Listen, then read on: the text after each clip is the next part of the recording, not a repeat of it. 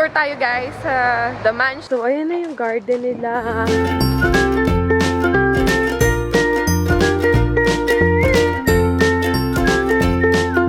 Guys, it's our last day in Baguio today. And ano na, Thursday na, May 11 na. Uuwi na kami.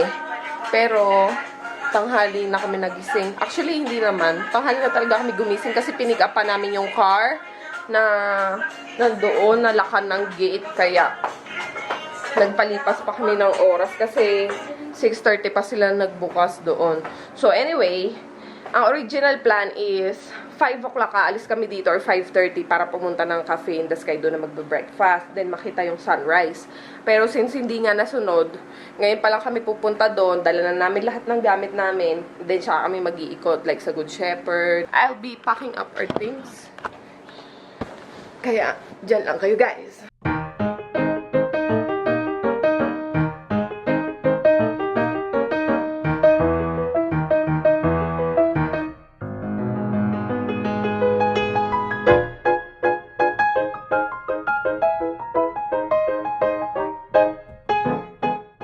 Magpapaalam na kami guys. Nanay Glo, maraming salamat po. Yeah, Pwede you're kayo welcome. dito mag-book guys. Ano pangalan? Clean Modern Baguio Getaway. Ayun, Clean Modern Baguio Getaway. Or ilalagay din namin yung link doon sa description box para kung sakali. Napakalapit nila sa mga pinupuntahan. Kasi parang gitna po kayo. Yes, very near. Oo. Kaya maganda yung Sa location. mga nagja-jogging, pwede lang kahit na ano. Maganda. Malapit sa Malapit teacher's sa teacher's camp. camp. Malapit sa teacher's yung camp. yung oval. Malapit dun sa, yung parang White House, anong tawag dun? Laperal House. Laperal House. Yes. Ganon. Kaya yung mga House. gusto nyong puntahan. Ay, punta kami kahapon na Tapos doon. sa SM City, Baguio, parang mga 10 minutes away lang Diplomat po. dito kayo. Guys, try nyo dito. Maraming Dami salamat na po. Buti extra strong na laman. Extra strong na lamis. Turn left on State Uphill Access Road.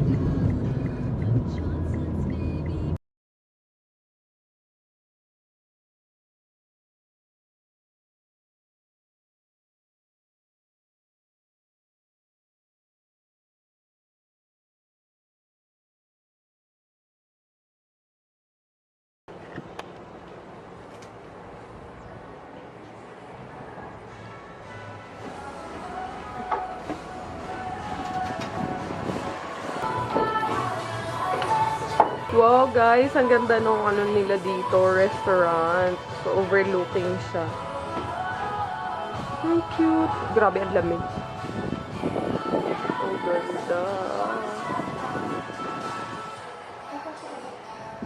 We are here sa Lemons and Olives. First time namin ito matatry. May nag-recommend kasi nito na subscriber na itry daw namin. Nga pala guys, hindi kami natuloy sa sa Cafe in the Sky. Sarado na pala siya.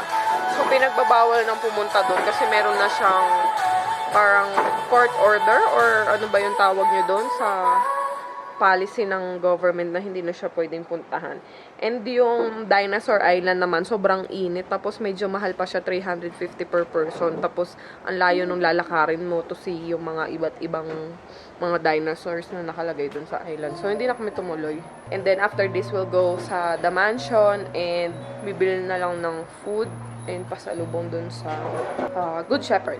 Ang ganda dito, authentic siya na Greek yung ano. Tapos yung chef nila, no, ano si Kuya nagtatago? Sige na. Yung chef nila is ano talaga, authentic na Greek, no? Ayun, nakita ko kasi siya dun sa may kitchen. So tinanong ko, mamaya try natin siya invite to explain yung mga pagkain nila. Ay, itutour ko pala muna kayo guys. So just in case na gusto nyong itry dito and mapagawi kayo here in Baguio, you can drop by here sa Lemon and Olives. So, napaka-cozy ng place nila. Then, meron silang veranda where you can stay para mas mahangin. Ayan, meron pa silang ano, parang basement ba to o ano. O, halika, subukan natin. Pero ito daw is accessible lang pag may mga functions or pag sobrang dami ng tao. Ino-open nila tong baba nila. Yeah, comfort room. Actually, bahay daw talaga to before. Ni-renovate lang and ginawa siyang restaurant. Ayan. Wow. Ay, wow, ang ganda. So guys, so pwede kayong mag-function dito. Kung gusto niyo ng intimate lunch or intimate dinner, yan, pwede niyong gawin dito. Wow, ang ganda. Meron pa silang another function room. Mauuntog ako, buti na lang nakita ko salamin. Ayan. Bahay pala talaga siya. Yes po. Wow. So, ito yung parang papunta sa garden. Pero I don't know guys if pwede kayong pumunta. Nagpa-tour lang. Na ina-open, ay dyan ba? Ina-open nyo naman sila kung sakaling may gustong pumunta talaga? Yes po, ma'am. Oo, pwede nyo daw i-request and mamasyal. Halika, tingin tayo sa baba. Oh, yeah! Ang ganda ka! So, ayan na yung garden nila. Ayan, pwede kayo mag-ihaw-ihaw. And you'll see a mini garden. Tapos tingnan natin dito. Yung pababa na talaga sa pinaka-garden nila. Wow! Wow, pwede kayong mag-ano dyan, oh. Mag-bonfire. Parang ano, pwede din mag-concert. Tapos dyan mauupo yung mga audience. Ano ka mag-concert. Ang ganda ng concept ng pinaka-garden nila. The moussaka is a Greek dish. It contains potato, after ground beef, eggplant, again ground beef, and bechamel. And here is the pita bread on knife, isn't it? It's homemade. Of course, the slices. Beef, lamb, and the chicken. This one I bring from Greece, straight with the plane. Because here you can find something like that.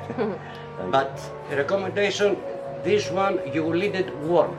After it's not so tasty. Okay. Okay, So you have to eat it right away. Since when is this restaurant open?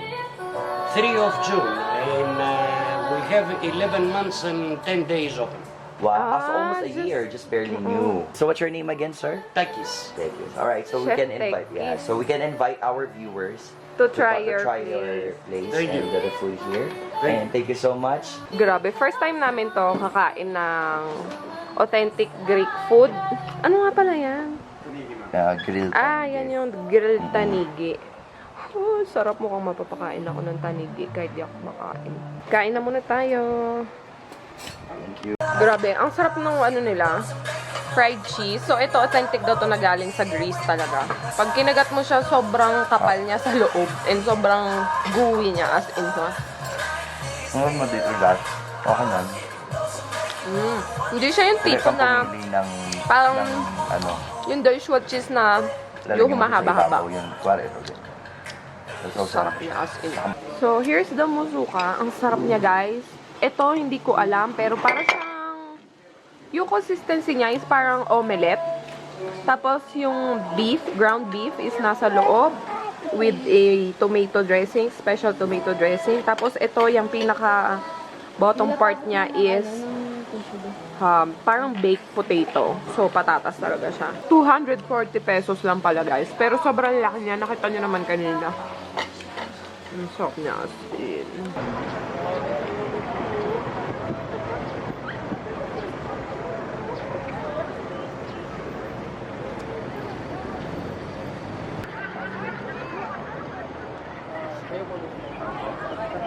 Tutur tayo guys sa The Mansion. So, pinayagan kami nila kuya. Maraming salamat po. Nagtatext. Thank you po kuya.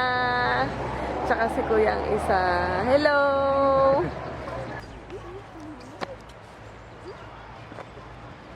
Bisa mo kasi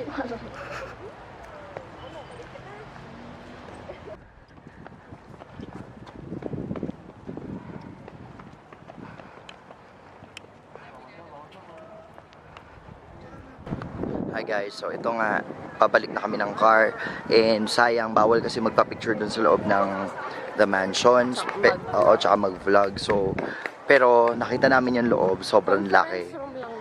Conference room at saka dun sa likod yung golf course. Pero sobrang lawak niya talaga, ang laki talaga dun. Tsaka hindi pa nagagamit ni President Duterte yung pinaka-loob.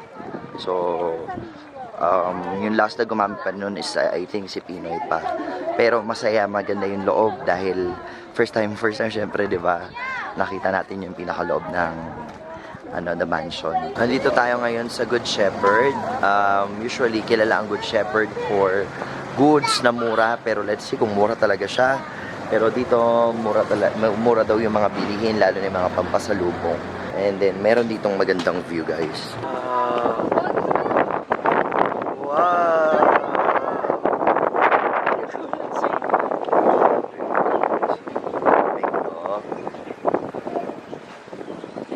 Princess! Papi! Sky, tingin ka dito. Tulala kami. Sky, tingin ka dito kay Daddy. Sabi mo, tawagin mo, Princess Papi! Papi! Princess! Papi! Yes, maganda, no? Titingnan niyo. Yung buong Baguio. Meet ko si Abby. Nagkita na kami. Diyos ko, sa Facebook lang kami nagchichikahan. Hello po, tsaka yung husband niya. Hello. Thanks to the natural lighting. Finally, na-meet ko din siya. Taga ano to taga Balagtas. Malapit lang sa amin. Siya din, Bulacan niya. Medyo mahal pala yung mga tinda nila dito. Actually, may sinabi si ate, yung taga mansion, na meron daw nagtitinda dito. Malapit lang dito, which is Emas, yung pangalan ng tindahan nila. Kaya lang lalakarin mo siya from here. Dahil few blocks away siya dito. Kaya lang, hindi namin makita kung saan. Actually, nagtanong-tanong kami dito, pero wala nakakaalam kung saan. Mas maganda nga daw doon. Kasi yung dati daw nilang worker dito sa Good Shepherd, yun, nagtayo ng sarili niya. Kaya kung ano yung quality dito, yun din yung mabibili nyo. Pero in a much lower price. Ito na lang, bibilhin na lang kami dito ng tig-tigis para matikman.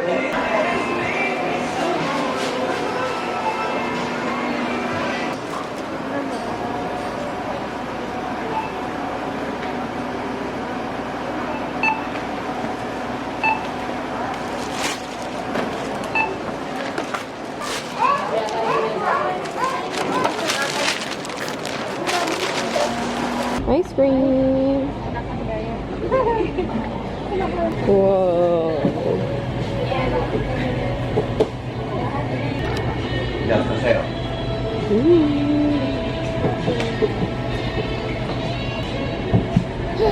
Oh, si Mama na hawa. Mela, kumisa. Ayun.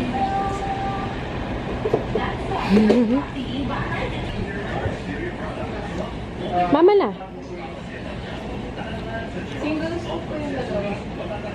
Tingin. Smile nga dito.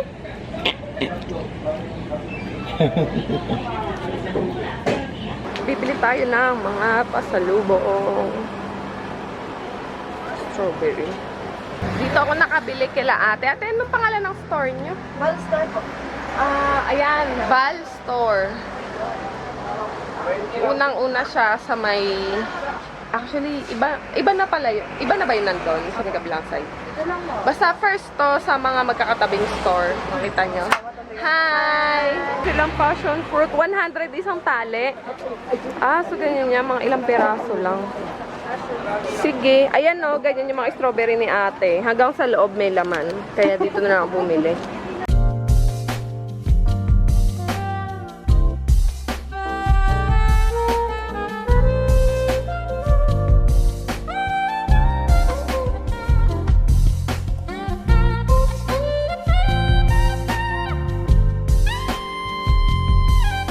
Nandito na kami sa bahay. 7:30 kami nakauwi. Karoka. Dito pa kami na traffic kung kailan malapit na sa bahay. So guys, mag-ayos muna kami ng aming mga gamit kasi sobrang kalat nung car as in. Sabi ko, dahil pagod ako sa biyahe, gusto kong kumain ng Lucky Me beef noodles. Gusto ko yung mainit-init na sabaw, tapos noodles. Sarap. Favorite ko yan, flavor na yan. Beef. We'll update you na lang later guys. We'll fix things muna dito sa